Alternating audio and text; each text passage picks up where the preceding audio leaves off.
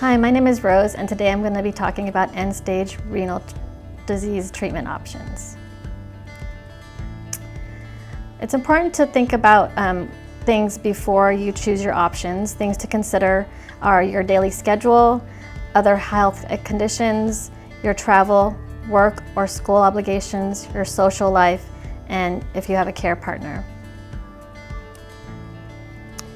Dialysis treatment options, there's three. There's in-center hemodialysis, at-home peritoneal dialysis, and at-home hemodialysis. Non-treatment options are just getting a transplant and palliative care, where you don't do any treatment and are going through comfort measures. Now, both dialysis options, hemodialysis and peritoneal dialysis, both remove excess fluid and waste from the body.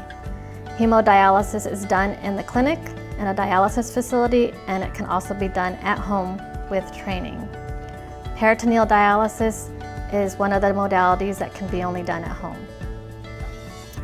We're going to talk about hemodialysis, and it has to do with blood. It's cleaned by an artificial kidney on a dialyzer and a machine.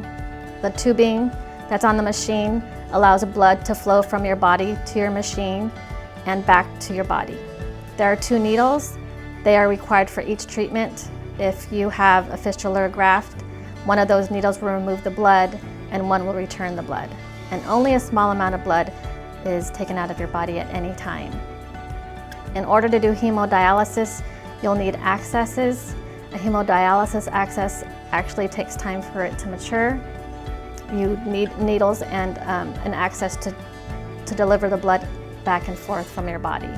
The first choice is a fistula. It's a surgical connection of your artery and your vein, and it takes 2 to 3 months to heal, so it cannot be used right away. A graft is your second choice. It's a surgical incision of a special tube, which is used like a vein and takes 2 to 3 weeks to heal. And because these hemodialysis accesses take time to mature, if you need hemodialysis urgently, you have to use a hemodialysis catheter. A catheter is inserted, it's through the skin and sutured into place in your neck, chest, or groin. It's used only for emergencies and when urgent dialysis is needed.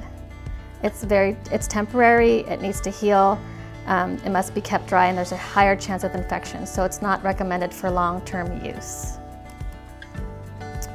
In-center hemodialysis pros and cons are that the therapy is performed by trained clinicians. They're all medical professionals. There's no equipment or supplies needed at home. There's opportunity for more frequent social interaction with other dialysis patients. The cons are you have to travel to the clinic 3 times a week, and treatments are usually 3 to 5 hours per session. You're on a fixed schedule when you receive your therapy. The diet is more restrictive, and there's a high risk of infection. This dialysis can be done at home, but it has to be done with training and with a care partner. The benefits are you can plan your treatments around your schedule, you will save travel time and transportation costs, and patients feel better and have more energy. And you get to also have more flexibility with your diet. These are pictures of the dialysis systems that can be used. Their next stage system is what's used. You have a portable cycler, some cartridges and solution that you have to store. So you will need space for all these items. Next, we'll move on to peritoneal dialysis, which also removes toxins and waste using a natural filter that's inside the lining of your abdominal area. It's used with some solution. A bag of dialysate is connected to a tubing that's in your stomach, and then your abdomen will fill with the fluid. Waste and fluids, chemicals, they'll flow through the membrane, and about 2 to 3 liters of fluid are inserted with each exchange. It's left there for a few hours, and you drain it out of your body into an empty bag. You'll need an access for peritoneal dialysis. It's going to be a catheter that you need because you need to flow the fluid in and out of your catheter. The catheter surgically inserted on either side of the abdominal area. The catheter will extend several inches out of your body, and it could be hidden when not in use. There are 2 types of peritoneal dialysis. that can be done at home. The main way of doing it is through this machine called a peritoneal dialysis cycler, and it's used at night, every day at night, overnight while you're sleeping for about 8 to 10 hours. Now the backup way is called continuous ambulatory peritoneal dialysis. It's a manual process, no electricity. It can be done in the home and locations at home or while traveling, and it means that you have to do 4 exchanges a day when you do manual exchanges. It's the backup way of doing dialysis when the machine gets broken or there's a problem with the machine. Pros and cons of peritoneal dialysis. A partner is not needed.